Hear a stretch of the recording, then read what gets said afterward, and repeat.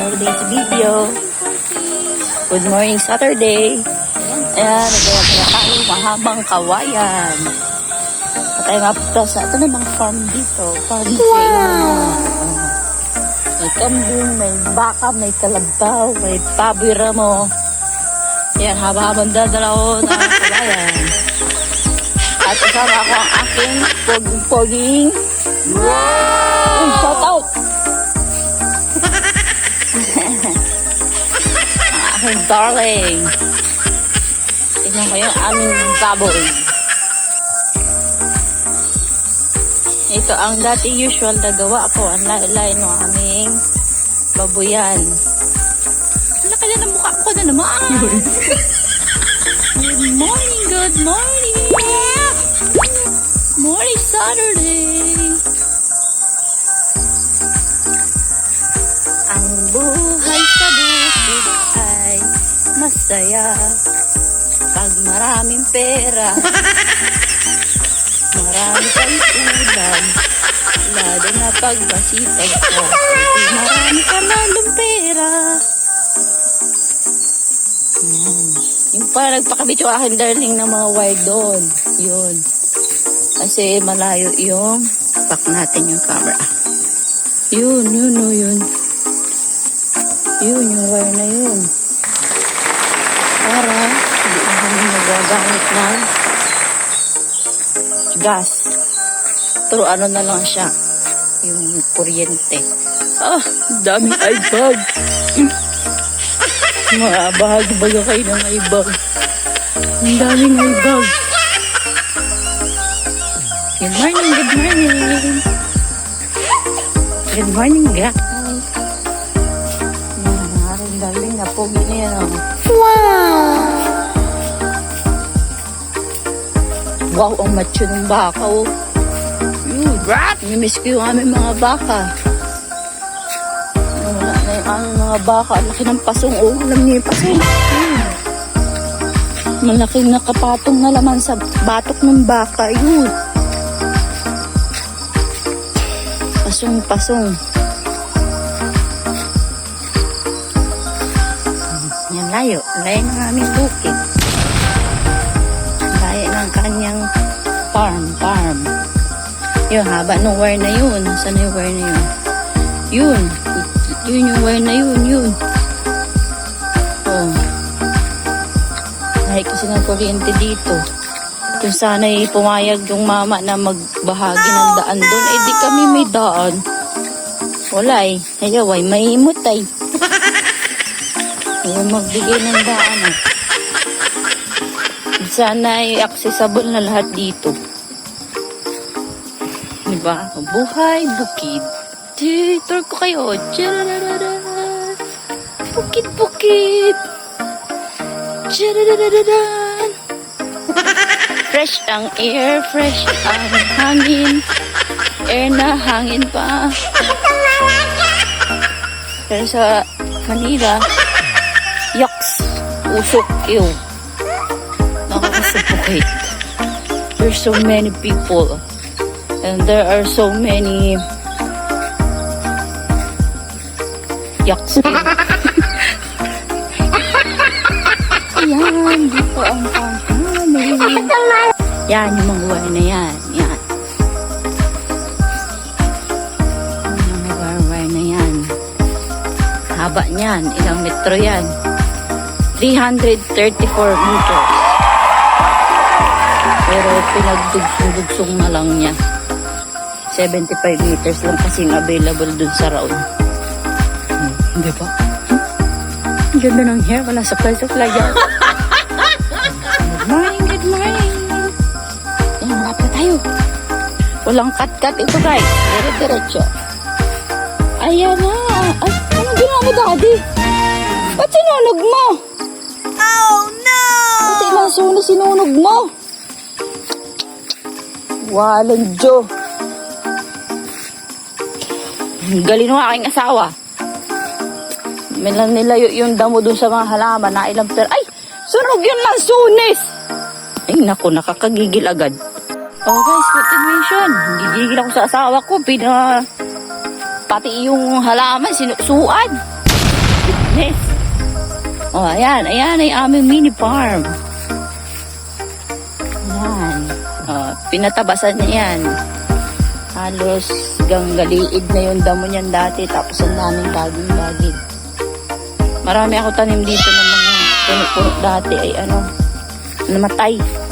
Yung iba pag nagatabas, nadali yung mga laman.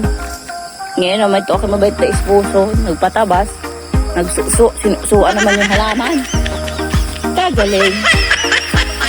Taba mo natin ito mahiwagang kawayan. Mahiwagang kawayan. Selfie tayo, selfie muna guys. Wow! Tunay na vlogger lang.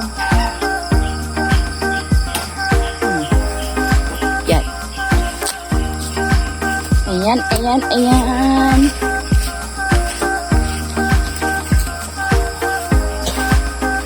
Yan, namang gusto ni Mami. Ito. Sooner or later, meron tayong anihin dito. Diba?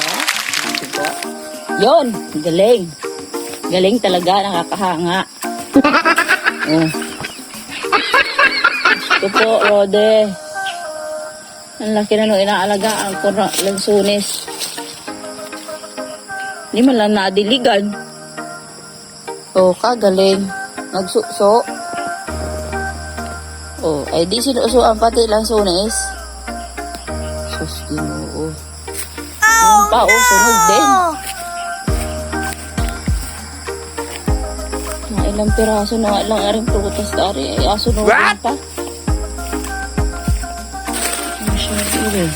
Ay ba, anong galing na nagtabas? Naman lang tinanggal. Ayun, naputol naman pala. Ayan. Simpleng buhay sa bukid. Ayun, meron dong avocado. Punta na tayo sa aming baboy. Cut natin. Ayan na guys, ang aming mini baboyan. Ito ang aming may stock na nga namang may CR dyan para pag masi-CR o matik na. Yan. Nasaan ang mga porky ko? Ayun. Ay, good morning. Good morning, porky. Ayan sila. 5. Tapos, ito. Hello guys, good morning. Welcome to your new home. Hindi ko pala kayo nabigyan ni Daddy ng tubig. Yan sila. Ito ang aking trabaho dati. Yan, paggagawa ko dyan.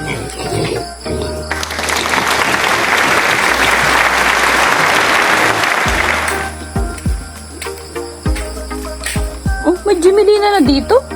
Pati mo dinala yung net daddy. Sabi mo, akunin mo.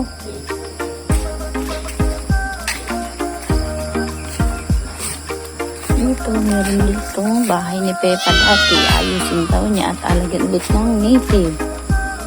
Ayan. Nasaan yung motor?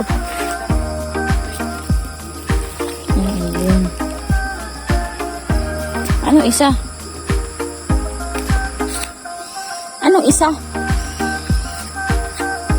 Plastic? Tali? Ay, akala mo hindi aso't pusa ang dalawa na yan. Nakakatuwa dahil kahit ganito kami, bangayan dito, bangayan dyan, nagkakaisa naman kami pagdating dito sa gusto niya. At ayan nga, inasuportan ko siya kung anong gusto niya sa pagbababoyan. Sabi ko, ang dami na nating lugi dito, Daddy. Tuloy pa ba natin yan? Lagi na lang tayong talo. Ilan pa lang ang tayo na nanalo talaga. Yung talagang tayo tumama sa presyo. Ang sagot niya sa akin, hayain na lang ako naman, Mami. Diyan tayo mayaman. Ay, hari nawa. Pagpalait tayo ng Panginoong Diyos. Kahit hindi na yumaman, Daddy, basta't balik puhuran at tumama man lang, magkaroon man lang ng kahit kaunting tubo, ay okay na sa akin. Kahit mapagod, kahit na mahirap, ay akayanin ko naman ay Kaso sabi nga ni, ang pagbababoyan, tiyaga lang at para kang nagsusugal. Sugal kasi minsan panalo, minsan talo. At ang nakakatuwa naman, pag nanalo ka, masarap sa pakiramdam. Kaso kapag talo nga at kapag hindi ka tumama sa presyo, ang lungkot. Minsan naiisip mo yung pagod mo, pabalik-balik, ang layo pa naman. Walang na magagawa, ando na. Bigay na ng Diyos yun, basta't kahit na nandiyan ka, at least meron ka na papagkakitaan. Ang sabi nga nitong aking mister na ito, Mami, ito ay para kang nag-aalkansiya din.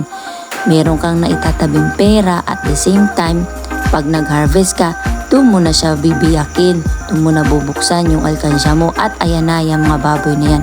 May bunga din ang paghihirap natin. At siya, sige na, oo na, naniniwala din naman ako sa mga kasabihan mo. Kaya nga't ito, kahit wala akong magawa, nasuportahan kita kahit bago lang akong kapapanganak. Sige, basta't kung anong hilig mo ay siyang, kung anong tugtog ay siyang sayaw. Kung saan ka masaya at maligaya, suportahan ta ka.